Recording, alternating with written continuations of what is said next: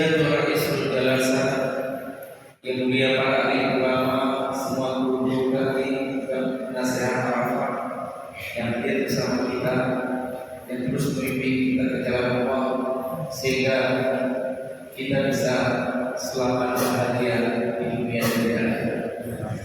Yang kami hormati PKN, Pak Ilmu, Pak Ilmuci, Pak Keci, Pak Mulia, dan seluruh jamaah Arafah yang terdiri dari semua lapisan dan golongan masyarakat. Insya Allah Ahad depan kita diundang ke Japake, Masjid Al-Muhajirin, unit trader 112. Jadi dari TVRI kita langsung lurus mentok kanan ke Matai, kita belok kiri langsung ikuti jalan sampai nanti ke Masjid Al-Muhajirin, unit trader 112. Diundang langsung. Setelah itu baru nanti ke masjidnya, komplek PNS Lambung Pak Jafar. Maaf, sengaja dan Pak Jafar. Jadi Pak Jafar nanti setelah undangan dari Masjid Muhajirin unit trader 112, dan insya Allah mudah-mudahan Pak Panglima tidak ada acara mendadak di Jakarta, beliau akan hadir bersama kita. Panglima istirahat undangan mobil, karena mobil nanti insya Allah jatuh tanggal 28 ya Pak Inasari. Kita bersama para dai provinsi dan dai kota Madinah Aceh yang langsung dipimpin oleh Bapak Ustaz Islam kita yang terus bersama kita. Ayo dari Panglima, mari sama-sama kita mendengarkan tausiah dari guru kita bersama. Luar biasa jemaah kita semakin hari semakin meningkat, walaupun tadi malam diguyur oleh hujan yang lebat dari kami hadir bersama kami sekali. Alhamdulillah dari kondisi bersama kita. Mudah-mudahan insya Allah walaupun posisi kita dalam keadaan dingin, ya dilakukannya dakwah jihad mumpung kita masih hidup. Nanti kalau sudah meninggal tak boleh ke masjid, tak boleh ke masjid, istirahat saja. Yang dalam kubur istirahat saja. Karena bagi orang-orang beriman, bagi orang-orang soleh, bagi orang-orang yang bertakwa, al-mautu roh. Bagi orang bertakwa beriman yang selalu berjihad jalan Allah, mencari ridho Allah, al-mautu roh. Kematian itu adalah istirahat. Makanya sebelum kita istirahat dalam bahasa al-kubur, kita berdakwah, berjihad, melaksanakan seluruh perintah-perintah Allah dan menjauhi larangan Allah. Insya Allah kita akan selamat di alam bahasa, selamat di akhirat, dan mudah-mudahan semua yang hadir bisa berkumpul seperti ini dalam surganya Allah bersama Nabi Muhammad Sallallahu Alaihi Wasallam. Mari sama-sama ayahanda bunda ya Pak Kalimah, kita mendengarkan dari guru kita bersama Ustaz Dr. Fahmi Sofian dari SMA yang terus istiqomah dari awal dulu bersama kami jemaah Arafah. Mudah-mudahan kita doakan beliau dipanjangkan umur ibadahnya, dipanjangkan umur taatnya, mudah-mudahan beliau selamat bahagia dunia akhirat. Kepada Sayyidina Kabir min bayat tafadhal masykur. Bismillahirrahmanirrahim. Assalamualaikum warahmatullahi wabarakatuh. Alhamdulillahi rabbil alamin. Wassalatu wassalamu ala asyrafil anbiya'i wal mursalin wa ala alihi wa ashabihi ajma'in. Raditu billahi rabba wa bil islami dina wa bi Muhammadin nabiyya wa rasulah. Rabbi shrah li sadri wa yassir li amri wahlul 'uqdatam min lisani yafqahu qawli. Allahumma ij'al jam'ana hadha jam'an marhuma wa tafarruqana min ba'dihi saya hormati Ketua BKM, pengurus masjid, kemudian mungkin ada hadir juga Pak Kecik, ya. Kemudian Ruhaput, perangkat Gampung, kemudian juga kepada pimpinan Majelis Zikir Arafah, juga hadir bersama kita Pak Kadis Dinas Syariah Islam Kota Banda Aceh. Mungkin ada hadir juga yang lain, saya tidak tahu. Jadi, dan kepada seluruh jamaah Arafah, kaum muslimin dan muslimat yang dirahmati Allah Subhanahu wa taala.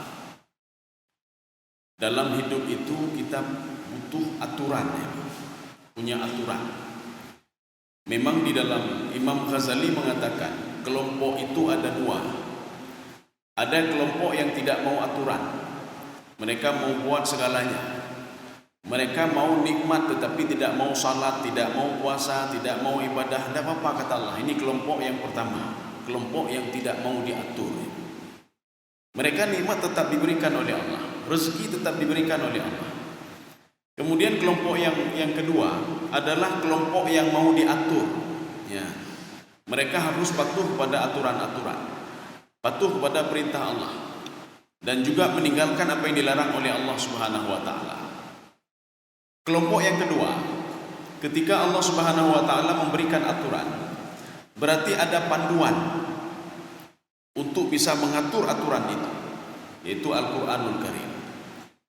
Kita tidak bisa memahami Al-Qur'anul Karim tanpa seseorang yang menjelaskan apa itu isi Al-Qur'an. Makanya fungsi diturunkannya Nabi Muhammad sallallahu alaihi wasallam.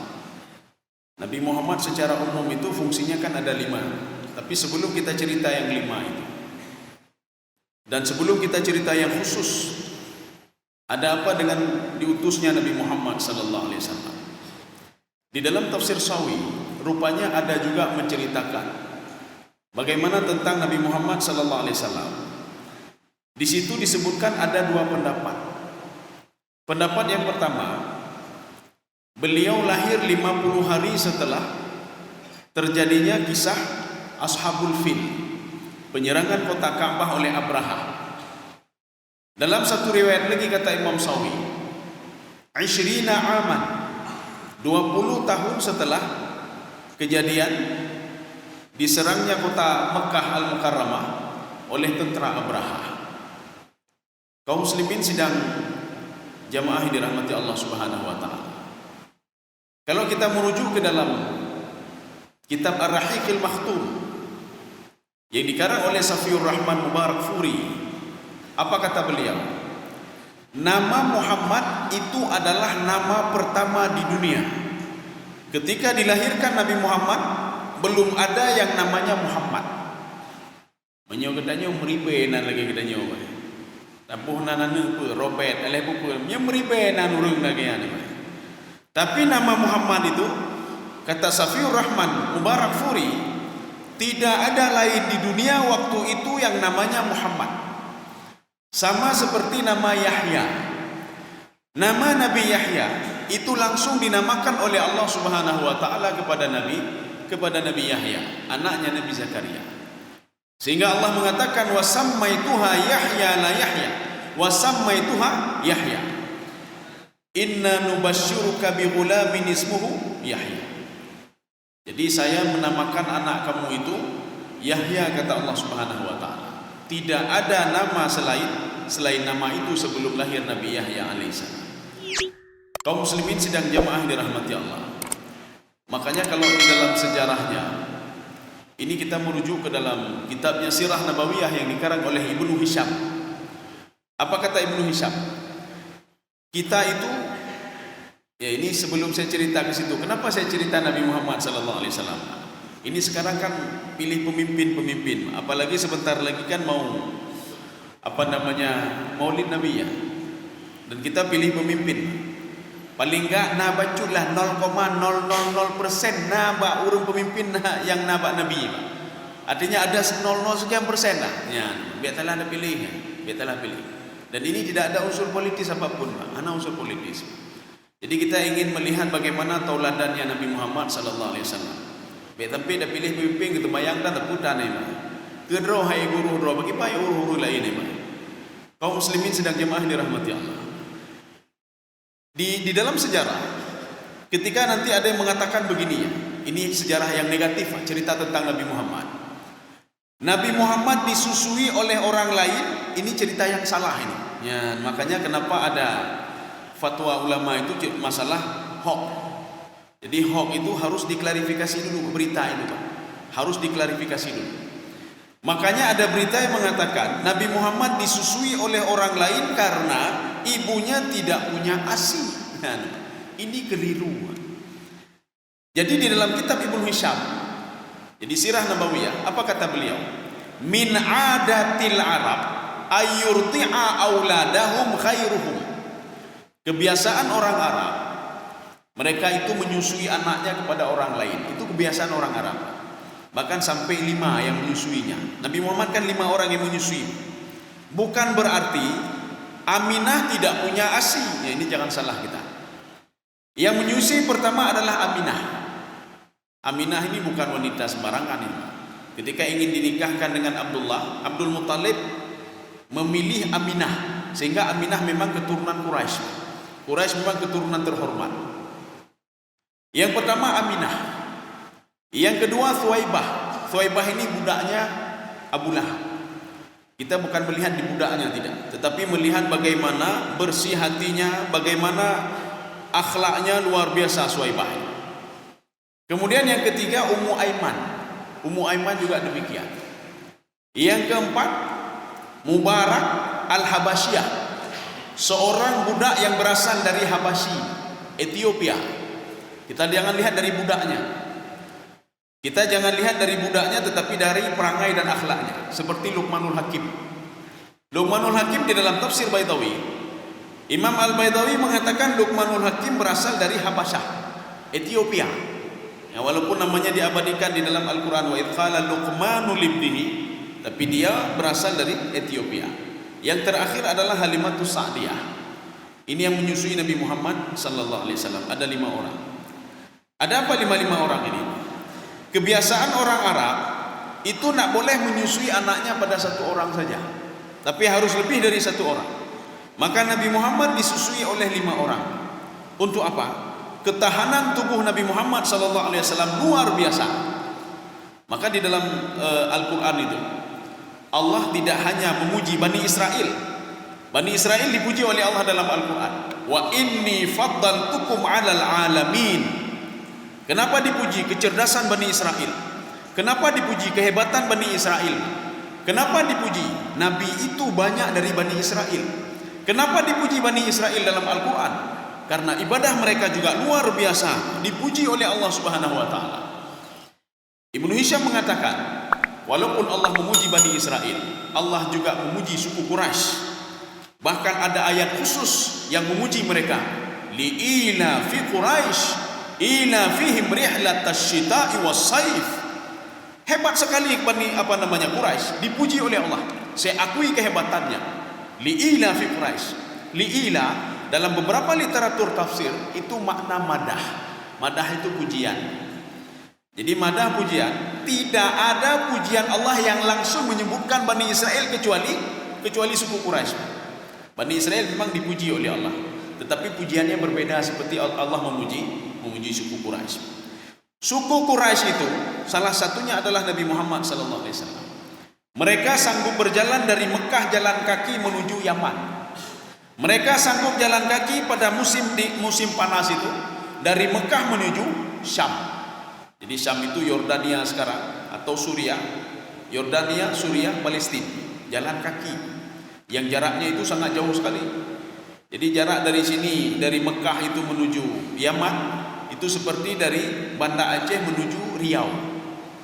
Kemudian dari Mekah menuju Syam, itu seperti dari Banda Aceh menuju Lampung. Ya, kan jauh sekali itu. Tapi itu sanggup dilakukan oleh orang-orang Quraisy. Termasuk Nabi Muhammad SAW sendiri. Ketika masih kecil pernah diajak ke Syam. Walaupun hanya di tengah perjalanan saja. Walaupun di tengah perjalanan kan cukup jauh juga itu. Jalan kaki dari Mekah menuju Syam. Itu jaraknya dari sini ke Lampung, ya, ke Lampung. Tetapi di tengah perjalanan sudah berhenti. Kenapa? Karena ketemu dengan seorang rahib. Jadi rahib ini mengatakan, wahai Abu Talib, anak ini tolong jangan dibawa ke sana. Karena di sana kalau mereka tahu ini Nabi akan dibunuh nanti. Maka langsung dibawa pulang oleh Abu Talib. Kenapa rahib ini mengatakan seperti itu? Ini ada di dalam kitabnya Ibnu Hisham, Sirah Nabawiyah. Waktu itu rahib melihat, mereka sudah biasa melihat orang Quraisy itu berangkat dari Mekah menuju Syam, bolak-balik. Tapi pada suatu hari diajaklah anak kecil satu orang, itulah Nabi Muhammad. Tidak pernah mereka ajak. Ketika dilihat kok ada yang aneh dengan anak ini. Pohon kayu kok seperti sujud seperti dia. Kok cuacanya lain ketika ada dia. Akhirnya rahib tadi memanggil kafilah itu dan bertanya, ini anak siapa ini? Dijawab oleh Abu Talib, ini anak saya. Kemudian kata rahib tadi, kamu jangan bohong kamu. Jangan bohong. Yang saya tahu, seorang nabi terakhir itu tidak punya ayah dan tidak punya ibu ketika dia waktu kecil. Akhirnya dia mengakui kalau ini adalah anak abangnya, Abdullah. Anak abangnya Abdullah. Ketika itu dikatakan dia ada ciri-ciri Nabi sama dia, lebih baik kamu bawa pulang saja. Walaupun demikian, Nabi sudah menempuh perjalanan. Kalau di tengah-tengah, istilahnya dari sini ke Medan, pulang kaki lagi kemari. Dari sini 600 km, pulang lagi 1200 km sanggup ditempuh oleh Nabi Muhammad sallallahu alaihi wasallam. Kita nyoba najak gede mentang gede ke HI ini dibalik. Najak ngedepak, ada balik HI ini. Kaku nama kan. Samurat. Ada yang depan. Ya. Kenapa samurat? Nabi Muhammad sallallahu alaihi wasallam itu disusui dengan ASI 5 orang paling hebat. ASI disusui. Kan sekarang ada berita-berita stunting, Pak. Saya bertanya kepada dokter itu, kenapa Pak bisa stunting ya? Apa namanya? Dari dinas kesehatan, dari dokter apa saran-sarannya? Menyusui eksklusif 6 bulan katanya. Saya bilang, dalam Al-Quran bukan 6 bulan, 2 tahun memang. Kalau seorang mau menjalankan apa yang ada dalam Al-Quran, hanale stuntingnya. Kalau dia mau menjalankan dalam Al-Quran, nyo heboh kena, camita teori le nyo kembali ke Al-Quran. Makanya orang-orang dulu itu Nabi Muhammad hebat sekali. 5 orang menyusui dia. Nyo kata nyo ban lahir bayi, bukan ASI kita berikan, susu kaleng. Bukan ASI kita berikan, susu lemah, susu kambing, susu lemah. Maka nami watai raya, watai haina. Nya nak pelai keliru. Nya datanya mau juga mak, susu lemah ni jo kan. Haina, jo. Nya jo nya mati susu lemah me jo. Jadi makanya menyejo susu lemah 2 ton tapi ada pihak lemah kan abak anu. Maka kalau diberikan ASI kepada anak ini, kalau kita kan eksklusif 6 bulan. Dalam Islam bukan 6 bulan, 2 tahun eksklusif ini. 2 tahun. Cuma berikan 2 tahun. Anak cerdas, hebat, luar biasa anak ini. Nabi Muhammad consider 5 orang yang menyusui dia. Kenapa? Kecerdasannya luar biasa, hebatnya luar biasa. Ketahanan tubuhnya luar biasa. Gede tajam juga kata kilim. Tajam baju kata kilim. Tajam baju kata kilim. Kenapa ASI tidak pernah diberikan? Kaum muslimin sidang jemaah yang dirahmati Allah Subhanahu wa taala.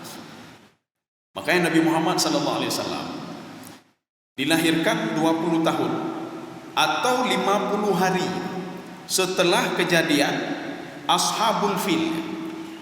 Kenapa dikatakan lahir pada tahun gajah padahal penyerangan sudah lama sekali? Dari sekian tahun itu yang paling populer adalah penyerangan kota Ka'bah dengan gajah. Karena orang Arab hantarkan gajah. Dan di Asia tidak ada gajah dulu. Di Arab tidak ada gajah. Gajah itu dari mana sebenarnya? Gajah itu dari Afrika. Dari Habasyah, Ethiopia. Makanya Ethiopia dulu hebat sekali. Dia bisa kirim gajah. Kok bisa ada Raja Abraha? Abraha itu dulu berasal dari Habasyah. Ketika Abraha bermasalah dengan orang Asia, dia langsung menghubungi Najasyi. Tolong kirim gajah untuk menghancurkan Ka'bah. Maka di dalam benak kita itu gajah berasal dari Yaman, padahal tidak ada. Hanya gajah Yaman, Pak.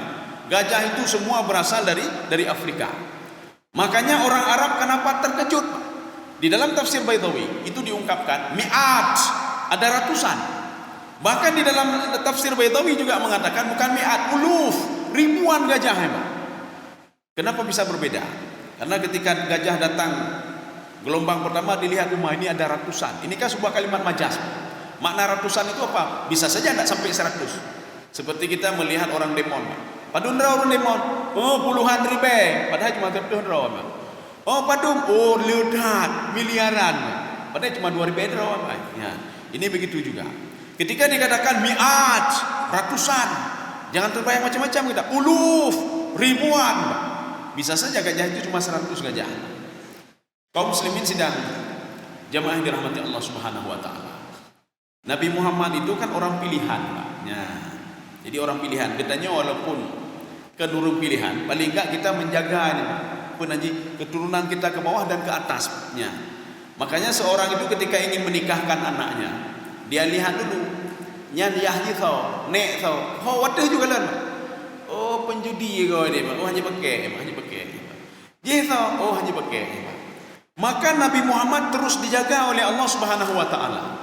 Di dalam Al-Quran Allah mengatakan begini, wa taqallubaka fis sajidin, ya Muhammad, wa taqallubaka fis sajidin.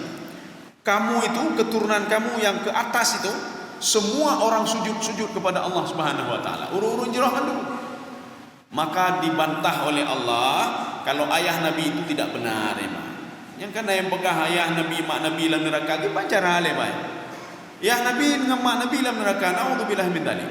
Allah sendiri mengatakan wa taqallubaka fis sajidin. Orang yang di atas kamu itu semua sujud kepadaku. Maknanya tidak pernah syirik kepadaku. Termasuk ayahmu, terus kakekmu, terus sampai ke atas. Nabi Muhammad keturunan Nadar bin Kanana. Nadar bin Kanana. Makanya tidak semua keturunan Nabi Ismail itu adalah keturunan Quraisy. Keturunan Nabi Ismail ke bawah.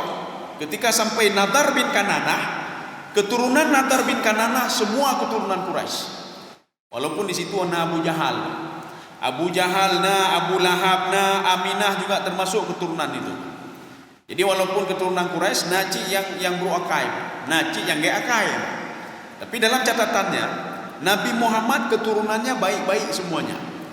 Bahkan di dalam kitab Ibnu Hisham itu dikatakan Nabi Muhammad keturunan dari anak Nabi Nuh yang pertama, yaitu Sam bin Nuh. Ya. Makanya inilah yang dikatakan dengan bahasa kita kenapa beragam sekali. Nah bahasa Aceh pikuk jai bahasa Aceh, Pak. Nah bahasa Indonesia, nah bahasa Melayu, nah bahasa Inggris, nah bahasa Arab, lain semuanya. Semua ini bermuara ke bahasa Samiah. Kalau di dalam sejarahnya itu bahasa Semit. Semit itulah sama. Urang Arab dia karena urang barat ya. Samiah, Semit-nya Ibrahim. Jadi seperti Mikael, Ibrahim. Jabal Tarik, Gibraltar, Jabal Tarik. Maka orang barat kan susah ini, Pak.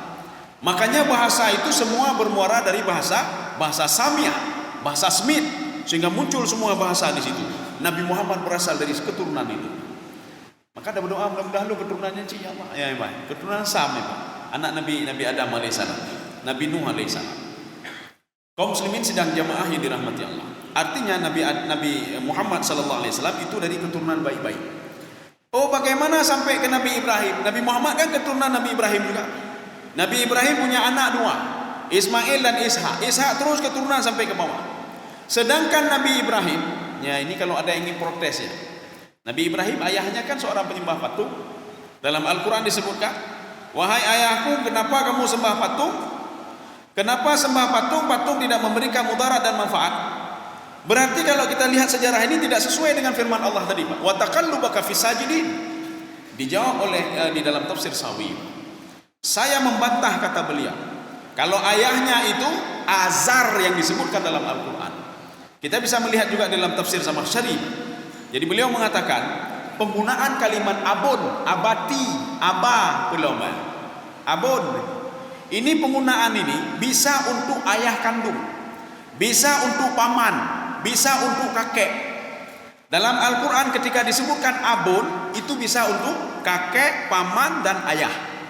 Maka ketika Nabi Ibrahim mengatakan wahai ayahku, itu maksudnya apa? Wahai pamanku.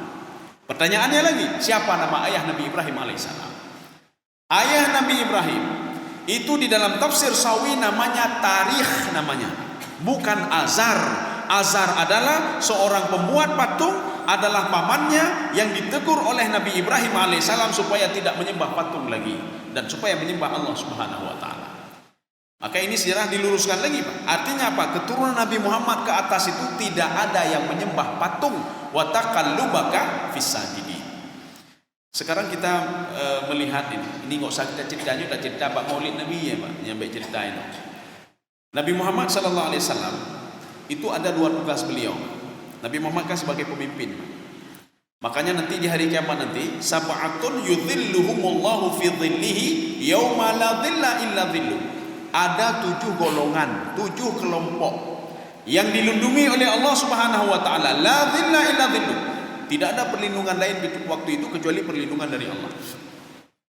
Yang pertama, imamun adil, seorang pemimpin yang adil. Kalau kita lihat teks hadis ini, seorang akan mengatakan, oh berarti lo kan pemimpin, lo yang pemimpin akhirnya Pak Kecil, Pak Camat, kemudian terus ke atas sampainya kan pemimpin. Tanya Pak Nena pemimpinnya, urung-urung biasa-biasa aja Pak. Kita pemimpin juga, pemimpin sama keluarga.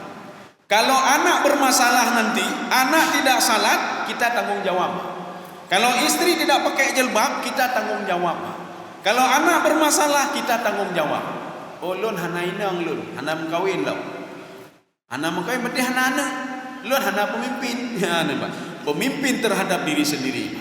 Bagaimana pemimpin diri sendiri? Menjaga tangan sendiri, menjaga mata sendiri, menjaga mulut sendiri, menjaga perut sendiri.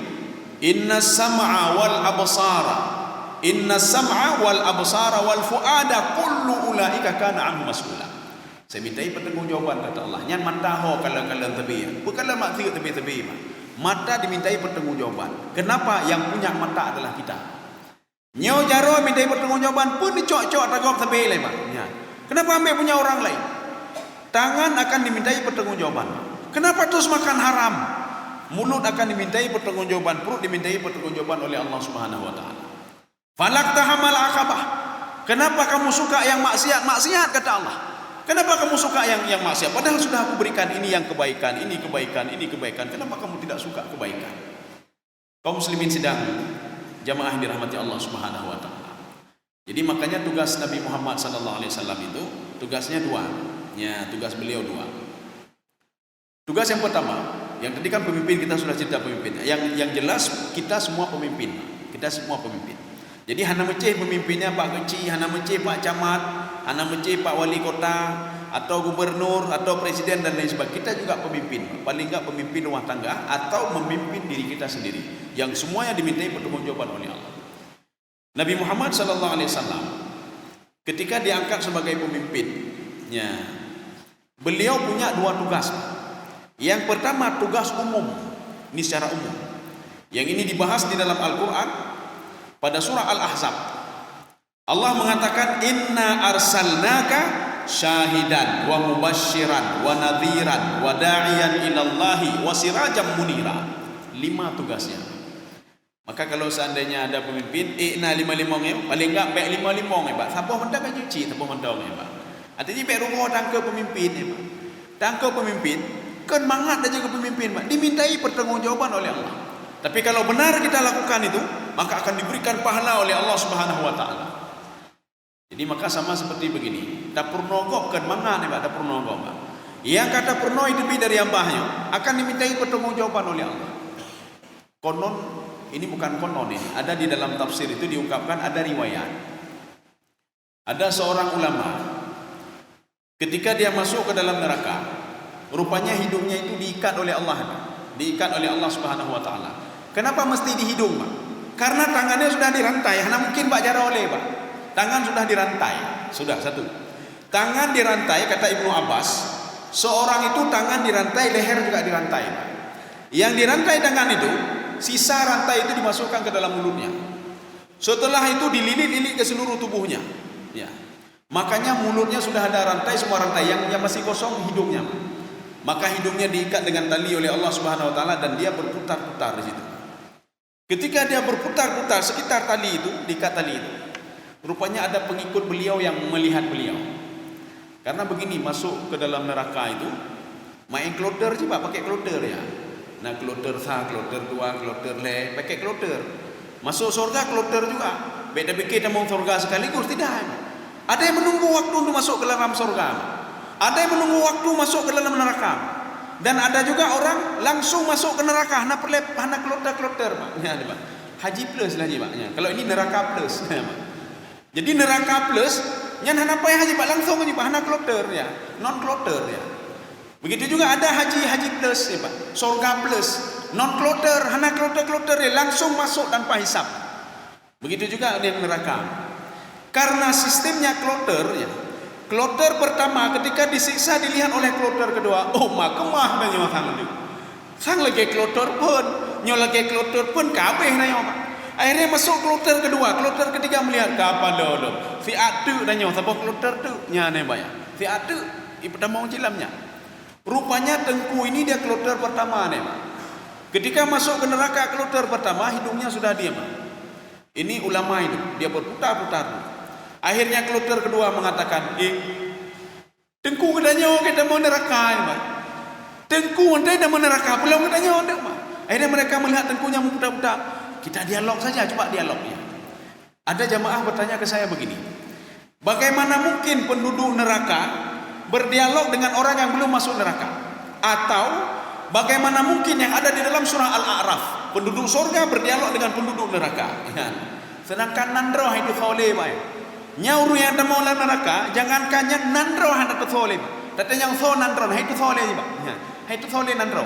Begitu kerasnya, dahsyatnya azab di neraka, Pak. Sama lagi kita nyoji kan, mentang udep ya nak tu sodro ni, Pak. Tajak baru lain, hai nak tu solut, Pak. Kan sama aja itu sodro je, Pak. Nyan mentang udep itu sodro, pelong ke mati ni, Pak. Masih hidup dia masih bertanya pada orang lain, hana tu solut ni, Pak. Ketika nanti ada masalah dia, hai nak solut. Ya, buat hebat tanya Pak Goma. Apalagi di dalam neraka nanti, Pak. Dalam neraka nandro itu soleh, Pak. Maka ketika itu, bagaimana mungkin dia berdialog? Makanya inilah fadlullah katanya. Diberikan rahmat oleh Allah Subhanahu wa taala supaya mereka bisa berdialog. Tetapi setelah dialog kejadiannya kembali seperti semula. Ya, nih, Pak. Penduduk neraka yang terus dibakar. Pada satu kesempatan diajak dialog oleh Allah. Allah memberikan kesempatan penduduk surga untuk berdialog dengan penduduk neraka. Ya. Ini sama seperti mukjizat Nabi Muhammad sallallahu alaihi wasallam. Pada satu kesempatan nanti diizinkan untuk bisa ngomong dengan binatang, bisa untuk berdialog dengan binatang. Pada kesempatan lain tidak nanti, Pak. Ya, makanya ada binatang-binatang khusus seperti onta dan lain sebagainya yang mendatangi Rasulullah bercerita kepada Rasulullah. Ya Rasulullah, tuan sayanya cukup berakai, tepat lo dari bengah tepat lo. Makanan tadi jauh, Pak. Akhirnya Rasulullah memanggil yang punya onta tadi. Ya, nanti bisa berdialog. Yang masuk ke neraka tadi dia berputar. Apa kata penduduk neraka? Tengku katanya kita mau dalam neraka. Tengku katanya. Mereka akhirnya berdialog dengan Tengkunya. Hai Tengku, hai apakah anda mau dalam neraka Tengku? Tengku kan yang mengajak kami kepada kebaikan. Mari salat berjamaah, mari kita bersedekah, mari berbuat ini, berbuat itu. Kan Tengku yang mengajak kami. Tengku mengatakan, betul, saya ngajak kalian tapi saya tidak berbuat. Hani pupu di baknya. Nyan hati-hati pemimpin ni, Pak. Pakatnya pigahan lah kebuku ni, Pak. Nyan dia lagi aja, Pak. Maka menyodakalan tu buta-butanya hana lain, Pak. Nyan pemimpin dia. Oh nyan jelo na, oh manyan lu. Oh dengkulo na kau buta-buta. Makanya dia menyuruh orang lain kebaikan tapi dia tidak berbuat kebaikan. Tidakkah Tengku yang mengajarkan kami, yang melarang kami berbuat kejahatan? Betul kata Tengku itu. Tapi saya berbuat kejahatan. Baik pupuk mati, tapi kayaknya pupuk mati, Pak. Ya. Maka hati-hati. Maka Nabi Muhammad ada 5. Lu rasa Nabi honyong. Tak apa lah berapa yang ada saja. Yang pertama syahidan. Syahidan itu apa? Syahidan ada 2 penafsiran. Nabi Muhammad diutus ke dunia ini sebagai syahidan. Makna yang pertama, ini kita bisa melihat di dalam tafsir Jalalain. Ayyashhadan nas bi an la ilaha illallah Muhammadur Rasulullah. Supaya manusia bersyahadat. Bersyahadat asyhadu an la ilaha illallah wa asyhadu anna Muhammadar Rasulullah. Itulah tugas Nabi Muhammad. Maka menyogetnya sebagai pemimpin, Pak, pakai ban tugas rakyat berjerah, Pak, beget, Pak. Kan ini demikian pula. Nabi Muhammad diutus supaya apa? Mereka menyembah Allah Subhanahu wa taala. Paling enggak gejuk contoh ile, maka Nabi Muhammad beribadah. Maka contohnya itu contoh fisik. Seperti yang dikatakan dalam tafsir Al-Qurtubi. Laqad kana lakum fi Rasulillahi uswatun hasanah. Uswah ini apa? Fisiknya Rasulullah SAW menjadi contoh. Kayaknya hana le apa? Contoh badan. Sama lagi anu katanya. Anak kita itu lebih mencontoh tingkah laku kita dibandingkan suara kita, Pak. Nyantu tak klik-klik uberea tu, Pak. Hai nu semayang nu tak klik, Pak. Hai nu pegatnya nu, Pak. Anu yang kalian tubuh katanya, Pak. Oh ya, menteri di ke TV pun juga semayang ni, Pak. Maka anu hanya ajak semayang cik, Pak. Ya. Maka menyuruh cik itu dalam nerakanya wajar, Pak. Pakan geyu kok semayang tapi drah nak semayang ya, Pak. Ya, maka hati-hati, Pak. Maka Rasulullah SAW itu contoh dari tubuhnya, Pak.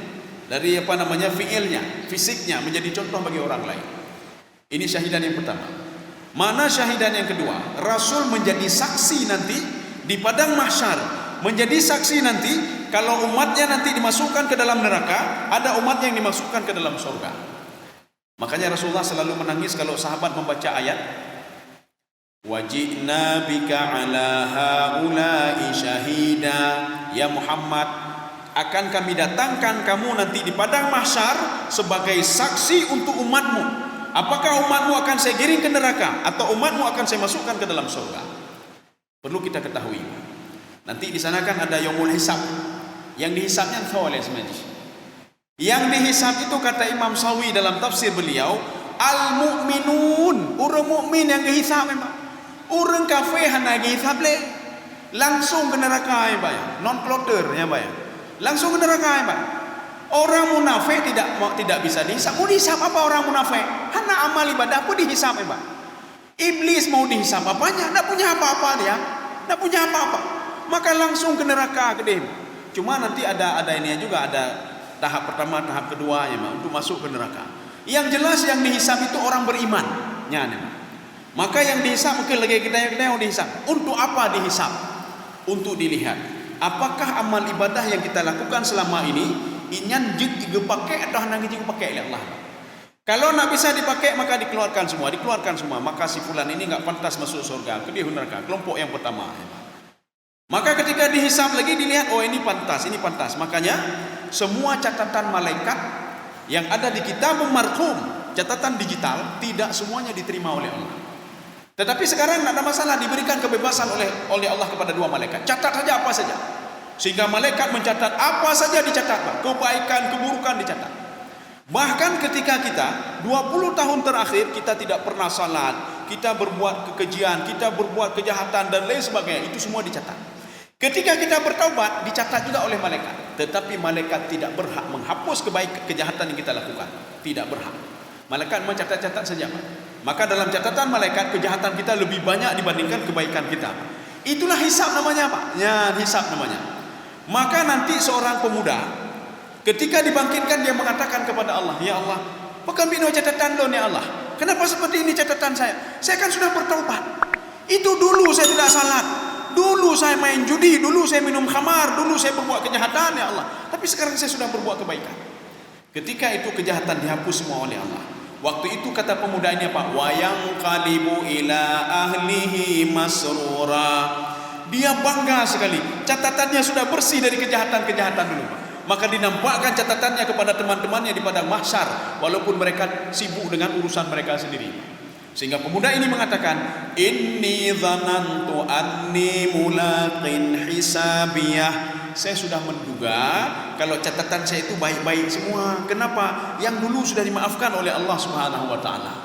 Dulu saya berbuat jahat, dulu sudah dihapus oleh Allah gara-gara saya bertobat. Walaupun setelah kita bertobat, setelah itu cuma hidup beberapa hari saja, Pak, 7 huruf atau 1 bulan atau 2 bulan, hana tu metidun, Pak.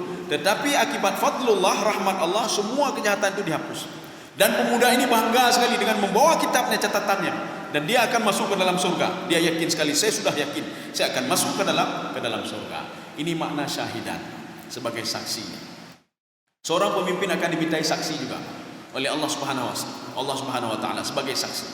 Artinya sebagai saksi. Kalau rakyatnya melarat, kalau begini nanti sebagai saksi. Ya. Makanya ilmu bagi haji ilmu kan. Jadi imum-imum masjidnya sebagai imum temayang itu juga dimintai pertanggungjawaban, kan mangan, kan mangan. Kalau imam salah maka semua salah, anda yang diterima oleh Allah Subhanahu Wa Taala. Maka pilihlah imam yang benar. Yang kadang-kadang mau Fatihah hanaman karena ego hana pahli. Jadi huruf-huruf pi hana pahli ya. Lagi orang na apa nanti naik mobil giginya tak pernah mau ego saya, tak mau ego dua ya. Waktu tak pernah mau ego dua, langsung tak mau ego put. Waktu tak pasal ego dia kai ego atrek ya. Jadi dia bermasalah dengan giginya. Belum urung tenang mai hana pah makran. Sai berkata bismillah, kagak ada syak kita yang mendubai. Jadi artinya apa? Harus betul-betul imam itu punya. Menyo muadzin mengkasojo Pak. Maka banyak pahala muadzin Pak. Kenapa? Dia memanggil semua orang. Maka menyo menjak merepah pak muadzin. Yo muadzin hana sotem, muadzin hana sotem.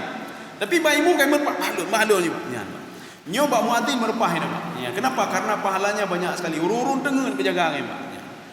Kalau imam itu dia memang pahalanya banyak juga. Artinya dia bertanggung jawab dengan semuanya. Sopir itu bertanggung jawab Pak. Apakah masuk jurang atau sampai ke tujuan? Yang jelas sama-sama sampai. Yang pertama sampai ke tujuan, yang kedua sampai ubu meninggal Pak. Kalau sopir Pak. Nyobi nanti temayang selesai Pak. Cuma masalahnya selesai dapat pahala atau mendemai cahaya Pak. Dua-dua selesai. Jangan sampai kita salat sudah puluhan tahun lamanya, tetapi tidak satu rakaat pun diterima oleh Allah Subhanahu Wa Taala. Ini yang pertama. Ini kita tidak habis yang kelima. Bebek membayangkan rumah habis kelima terus lepan hana Pak. Satu lagi kalau ngomong. Syahidan wa mubasyiran. Ya, nih Pak, dua saja Pak. Jadi mubasyiran begini. Dalam Al-Qur'an ada lafaz apa namanya? Basyiran wa nadhiran. Basyiran itu kabar-kabar baik, ya, kabar baik. Jadi arti kabar baik begini. Kalau kalian beribadah kalian akan dapat begini. Kalau kalian begini akan dapat begini. Maka seorang pemimpin di apa namanya? Bagaimana mencontoh Rasulullah memberikan kebaikan-kebaikan kepada orang lain. Baik kepikir dah Pak. Nyo kepikir dah pakibat ka baik ke dah. Kau hana kepikir Pak. Baik ke dah. Nyo pakiban pikir kepada orang lain Pak. Kalau kalian begini nanti begini. Kalau ini begini kan akan begini. Maka pikir dulu orang lain Pak. Ya. Makanya pemimpin yang begini, pemimpin yang adil. Dari mana kita tahu dia adil Pak? Ya. Kita tahu pemimpin itu adil. Ini seperti kata Imam Ghazali Pak. Al-qalbu mithlul malik. Hati ini seperti raja. Dari mana kita tahu raja itu adil? Dari mana kita tahu raja itu sudah baik? Kita lihatlah anggota tubuhnya. Kalau semua sudah baik, berarti raja juga baik. Nyo baik Pak, hanya itu menculi ada kau. Nyo kaget, hanya kalian mati le. Mulut begitu juga, dia sudah ngomong baik-baik, berarti rajanya baik. Maka Imam Ghazali dalam kitab beliau mengatakan, kalau ingin tahu isi hati seseorang itu, kata beliau, lihatlah pergerakan anggota tubuhnya. Kalau dia sering ke tempat maksiat, berarti tipe-tipe orang galak maksiat. Kalau dia itu sering melihat maksiat, berarti tipe-tipe orang galak maksiat. Maka Imam Al-Qatadah mengatakan, kullu maksiatin min khutwatis syaitan. Segala bentuk maksiat apapun itu yang sudah keluar dari jalur Allah, itu langkah-langkah syaitan memang. Maka menyong kita dah pegang mati dah. Kalau mati dah nyan syaitan manumai. Kaya dengki ke kau berarti syaitan memang. Baik sampai kita diklaim oleh Allah sebagai pengikut syaitan, apalagi sudah bergabung dengan syaitan. Dengan apa? Dengan melakukan maksiat itu sendiri. Saya rasa cukup sekian sajalah. Ya, 6:30 kali lewat tiplu kasih. Sudah cukuplah. Ini kapan-kapan lagi kita apa namanya? Atau nanti siapa yang melanjutkan lagi lah 3 lagi. Atau kita bisa baca dalam Al-Qur'an nanti surah Al-Ahzab ini. Mudah-mudahan ada manfaatnya bagi saya sendiri dan jemaah sekalian. Subhanallahi bihamdika asyhadu an la ilaha illa anta astaghfiruka wa atubu ilaik. Assalamualaikum warahmatullahi wabarakatuh.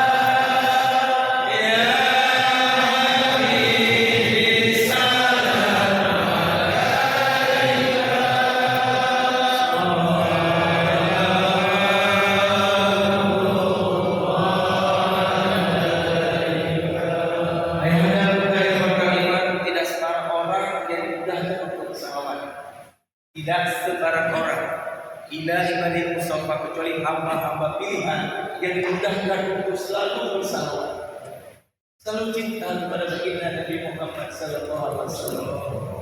Karena kita tidak tahu salawat mana yang selalu kita salawat yang sama. Mudah-mudahan salawat pagi ini insyaallah langsung sampai kepada baginda Nabi Muhammad sallallahu alaihi wasallam. Mudah-mudahan semua yang hadir di masjid ini pagi ini insyaallah kelak di akhirat dapat syafaat dan diizinkan untuk melihat baginda Nabi Muhammad sallallahu alaihi wasallam. Terima kasih banyak pada guru kita bersama. Kita doakan terus beliau istiqomah di jalan Allah. Mudah-mudahan beliau bersama kita di surga bersama Nabi Muhammad sallallahu alaihi wasallam. Insyaallah ayahanda bunda ikhwan dan iman, ahad depan kita akan menuju Masjid Al-Muhajirin Unif Redel 112 dari TVRI, lurus langsung belok kanan ke Makai, kita belok kiri. Ini nanti ubahnya warna oranye. Ubahnya warna oranye, kita diundang maulid di sana. Mudah-mudahan insyaallah mari kita ajak besok satu orang bawa satu. Ahad depan satu orang bawa satu. Nah seperti ini bawa satu mungkin insyaallah sampai keluar. Demikian saja, mari kita salam-salaman